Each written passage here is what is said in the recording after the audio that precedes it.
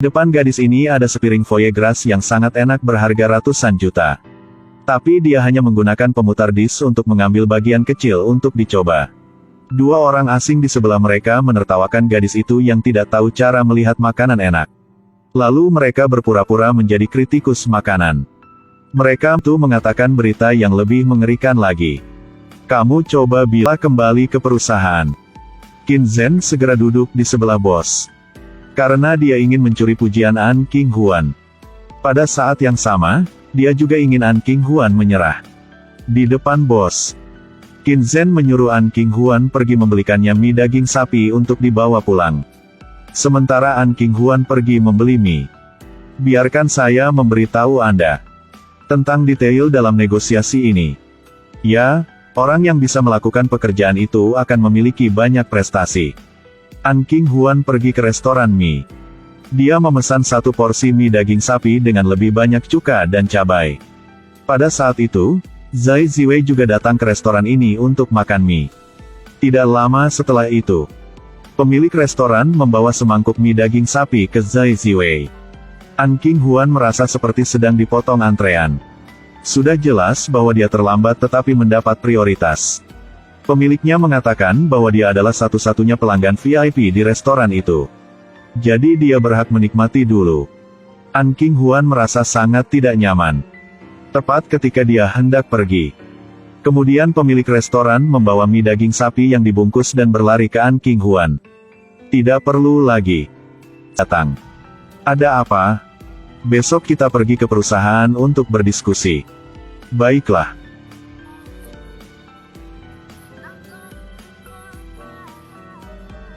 Pemuda kaya itu ingin menggoda An King Huan. Dia memberi bawahannya kartu bank. Kemudian minta bawahan untuk pergi membeli hadiah.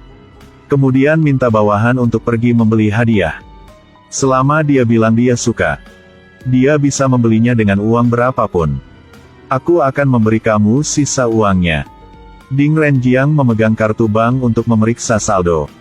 Hasilnya mengejutkannya. Kartu bank ini memiliki lebih dari 3 miliar.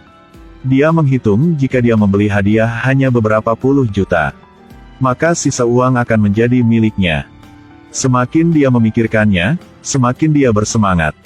Karena istri Ding Renjiang selalu mendesaknya untuk membeli rumah. Jadi, pembayaran pertama sudah cukup. Masalah selanjutnya adalah bagaimana memilih hadiah. Ding Renjiang ingin pergi ke toko perhiasan. Dia memutuskan untuk membeli cincin sebagai hadiah. Staf merekomendasikannya cincin berlian 2 karat. 2 karat. Tapi itu melebihi harapan saya. Apakah tidak ada yang lebih kecil? Tidak bisa, tidak bisa. Apakah tidak ada yang lebih kecil? Ini masih sangat mengkilap.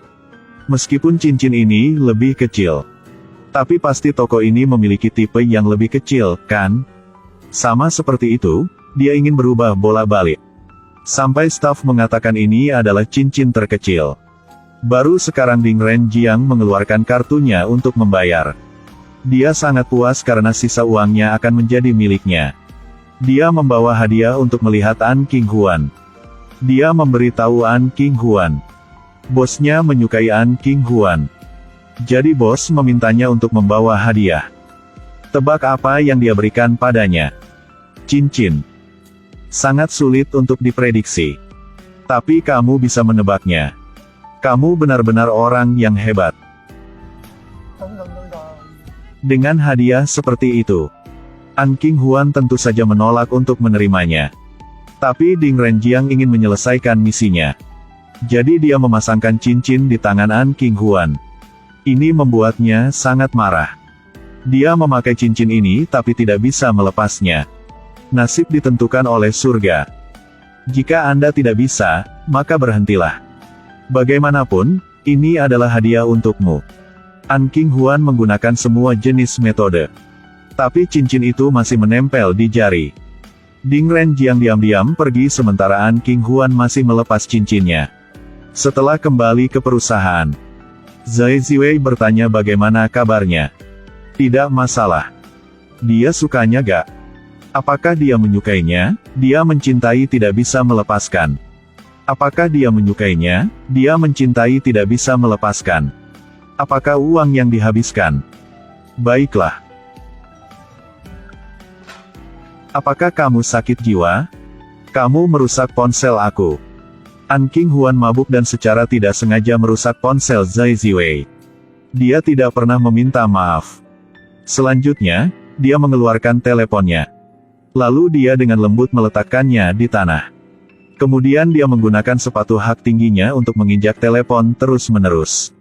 Melihat adegan ini, Zhai Ziwei tercengang. Aku memukulmu sampai mati. Apa? Aku memukulmu sampai mati. Zhai Ziwei belum pernah bertemu gadis nakal seperti itu. Setelah pulang ke rumah, Zhai Ziwei mengeluarkan ponsel An Qinghuan dan melihatnya. Dia mencoba mencari cara untuk memecahkan kata sandi telepon. Pada akhirnya, dia harus online untuk menemukan ulang tahun An Qinghuan. Hasil dari mencoba kata sandi itu benar. Benar-benar kekanak-kanakan. Zhai Ziwei sewenang-wenang membuka album foto.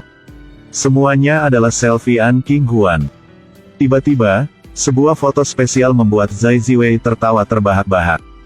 Hingga dia jatuh ke tanah. Setelah sadar, An Qinghuan teringat. Ponselnya diambil oleh Zhai Ziwei. Karena dia ingin ponselnya kembali, An Qinghuan pergi ke perusahaan Zhai Ziwei. Saat ini, Zhai Ziwei sedang melihat foto-foto di ponsel An Qinghuan. Dia sangat senang sehingga dia tidak bisa menutup mulutnya.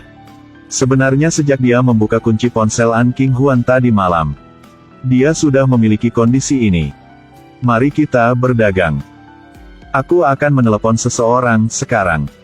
Tidak peduli apa yang orang itu katakan padamu. Maka kamu hanya perlu mendengarkan. Akhirnya ucapkan kalimat, baiklah. Maka kita akan seimbang. Apakah sesederhana itu? An Qinghuan mengambil teleponnya. Orang di seberang telepon ternyata adalah ibu Zhai Ziwei. Dia pikir An Qinghuan adalah pacar putranya. Kemudian dia mengundang An Qinghuan ke rumahnya untuk makan siang. An Qinghuan tidak punya pilihan selain setuju.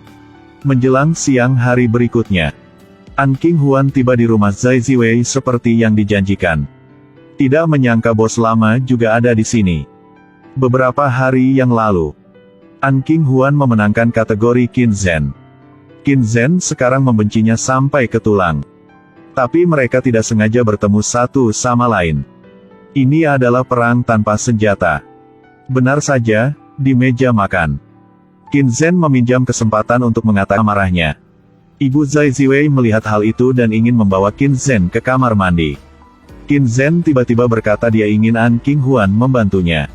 Mereka pergi ke toilet. An Qinghuan baru ingin mendapatkan sapu tangan untuk membantu